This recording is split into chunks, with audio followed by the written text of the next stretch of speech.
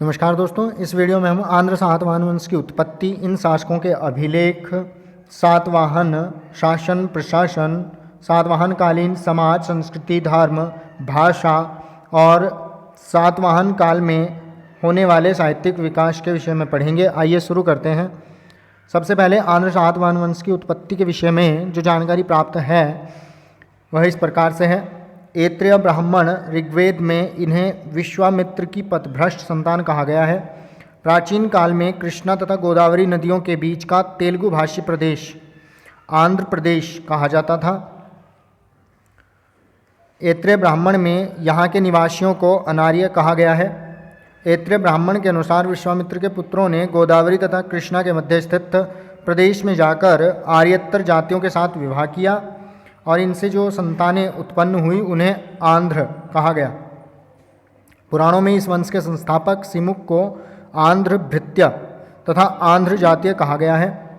महाभारत में आंध्रों को म्लेच्छ तथा मनुस्मृति में वर्णशंकर एवं अंत्यज कहा गया है।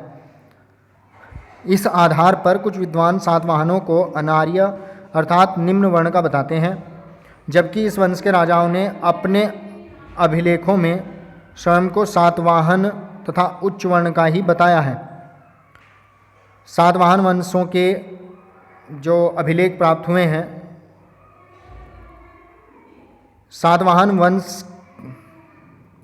सातवाहन शासकों के जो अभिलेख प्राप्त हुए हैं वे इस प्रकार से हैं।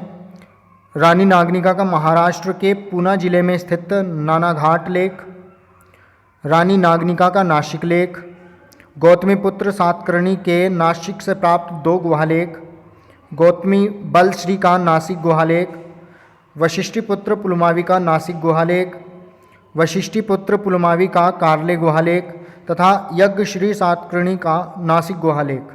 ये गुहालेख और अन्य लेख हमें प्राप्त हुए हैं जिनसे आंध्र सातवाहन वंश के इतिहास के विषय में महत्वपूर्ण जानकारी प्राप्त होती है। आगे बढ़ते हैं। सातवाहनकालीन शासन प्रशासन किस प्रकार का था? शासन का स्वरूप राजतंत्रात्मक था। सम्राट प्रशासन का सर्वोच्च अधिकारी था। वह अपनी दैवी उत्पत्ति में विश्वास करता था। नासिक लेख में गौतमीपुत्र सातकर्णी की तुलना कई देवताओं से की गई है। सातवाहन नरेश राजन, राजराज, महाराज तथा शकों के अनुकरण पर स्वामिन जैसी उपाधियां धारण करते थे। यानी कि जो शक थे वो स्वामिन उपाधि धारण किया करते थे और उनके अनुकरण पर सातवाहन नरेशों ने भी स्वामिन उपाधि धारण की थी। रानियां देवी अथवा महादेवी की उपाधि धारण किया करती थी। यद्यपि राजाओं के नाम मात्र प्रधान हैं, लेकिन उत्तराधिकार पुरुष वर्ग में ही सीमित था तथा वंशानुगत होता था। कभी कभी राजा की मृत्यु के बाद यदि उसका पुत्र अवयस्क होता था तो राजा के भाई को राजपद दे दिया जाता था। इस काल की 2 रानियां नागनिका सातकर्णी प्रथम की रानी तथा गौतमी बलश्री गौतमी पुत्र सातकर्णी की माता ने प्रशासन में सक्रिय भाग लिया था। सामंती प्रथा की शुरुआत सातवाहन काल में ही हुई। इस प्रथा के प्रारंभ का प्रथम प्रमाण नानाघाट अभिलेख से प्राप्त होता है। इस प्रथा के अंतर्गत बौद्धों, श्रमणों और ब्राह्मणों को भूमि एवं ग्राम अनुदान दिए जाते थे और वहाँ से कर वसूली का अधिकार भी इन्हें ही दिया जाता था। कुछ भूमि और ग्राम अनुदान जो दिए जाते थे वो कर मुक्त भी हुआ करते थे। उन्होंने ही सर्वप्रथम ब्राह्मणों को भूमि अनुदान की प्रथा प्रारंभ की। चेदी वंश का जो खारवेल शासक है उसने जैनों को यानी कि जैन मुनियों को भूमि और ग्राम अनुदान दिए थे। गुप्त काल तक आते आते भूमि और ग्राम अनुदान की जो व्यवस्था थी और अधिक सुदृढ़ हो गई थी। सम्राट की सहायता के लिए अमात्य नामक पदाधिकारियों का एक सामान्य वर्ग होता था। गौतमी पुत्र तथा उसके पुत्र पुलुमावी ने महासेनापति नामक एक उच्च पदाधिकारी की नियुक्ति की थी, लेकिन उसके कार्यों के विषय में तत्कालीन लेखों से हमें कोई भी सूचना प्राप्त नहीं होती है। कार्ले तथा कन्हेरी के लेखों में महारठी तथा महाभोज का उल्लेख मिलता है। ये बड़े सामंत होते थे तथा उन्हें अपने अपने क्षेत्रों में निमित्त सिक्के उत्कीर्ण करवाने का अधिकार था। पश्चिमी घाट के ऊपरी भाग में महारठी तथा उत्तरी कोंकण में महाभोज सामंत थे। इनका पद आनुवंशिक होता था। इन सामंतों के अधिकार अमात्यों से अधिक होते थे तथा वे अपने अधिकार से भूमि दान कर सकते थे। आहार प्रशासन की सुविधा के लिए साम्राज्य को अनेक विभागों में बांटा गया था जिन्हें आहार कहा जाता था। प्रत्येक आहार के अंतर्गत एक निगम यानी कि केंद्रीय नगर तथा कई गांव होते थे। लेखों से गोवर्धन, सोपारा, मामल, सातवाहन आदि आहारों के विषय में सूचनाएं मिलती हैं। प्रत्येक आहार का शासन एक अमात्य के अधीन होता था।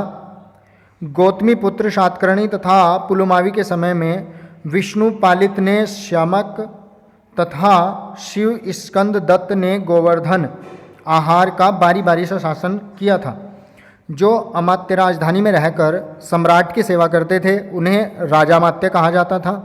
सातवाहन लेखों में प्रशासन के कुछ अन्य पदाधिकारियों के नाम भी मिलते हैं, जैसे भंडागारिक, कोषाध्यक्ष, रज्जुक, राजस्व विभाग प्रमुख, पनियघरक, नगरों में जल आपूर्ति का प्रबंध करने वाला अधिकारी, कर्मांतिक, भवनों के निर्माण की देखरेख करने वाला अधिकारी तथा सेनापति आदि।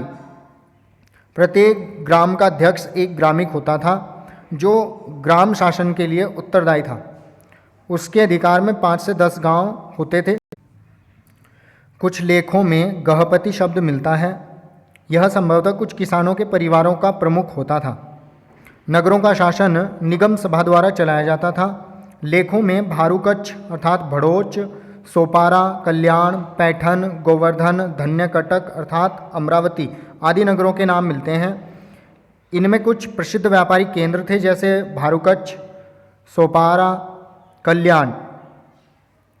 निगम सभा में स्थानीय जनता के प्रतिनिधि रहते थे। संभवतः ग्रामों तथा निगमों को स्वशासन के लिए पर्याप्त स्वतंत्रता दी गई थी। नासिक प्रशस्ति से सातवाहनों के शासन पर कुछ प्रकाश पड़ता है। शासन प्रशासन की जानकारी नासिक प्रशस्ति से प्राप्त होती है। सातवाहन नरेश प्रजावत्सल थे तथा उनका शासन दया और उदारता से परिपूर्ण था। इस क्षेत्र में उन्होंने मौर्यों का अनुसरण किया था, यानी कि मौर्य भी जो थे वो प्रजावत्सल थे और शासन जो था उनका भी दयापूर्ण और उदारता से भरा हुआ था। आंध्र सातवाहन कालीन समाज, तो जो आंध्र सातवाहन कालीन समाज था वो वर्ण आश्रम धर्म पर आधारित था।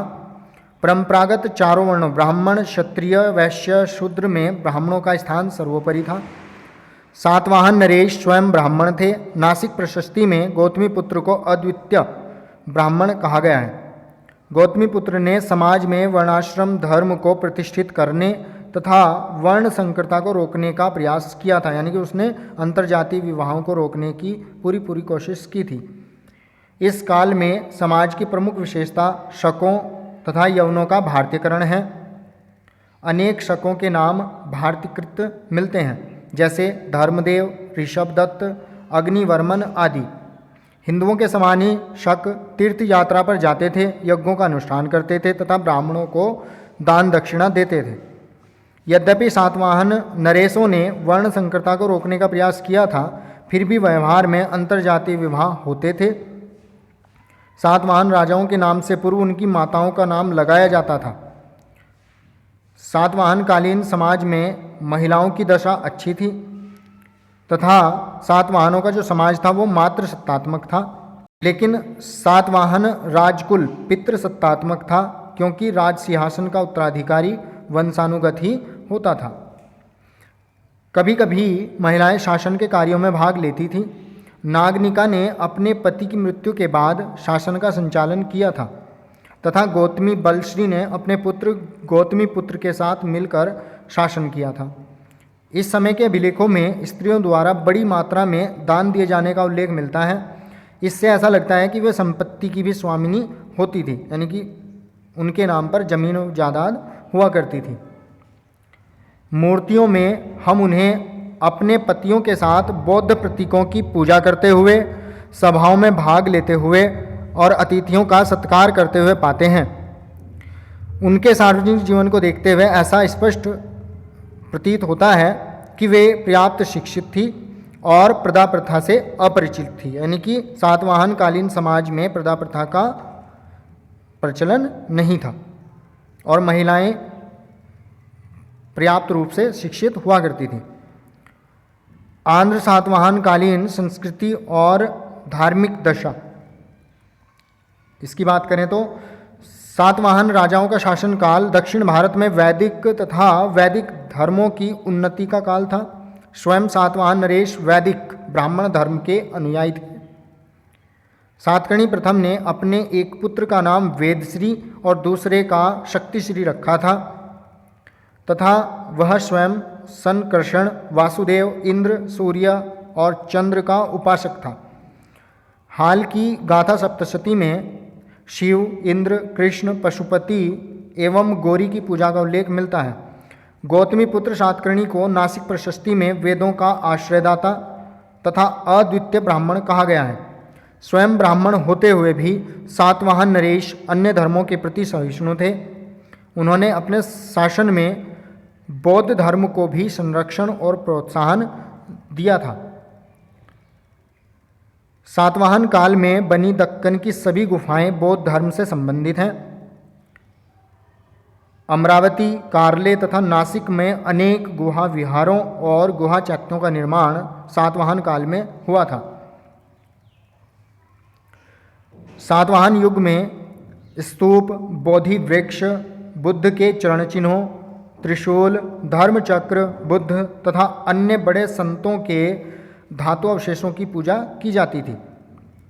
इस समय बौद्ध संघ के अंतर्गत कई संप्रदाय हो गए थे, जैसे भदायनीय, ये नासिक तथा कन्हेरी में रहते थे।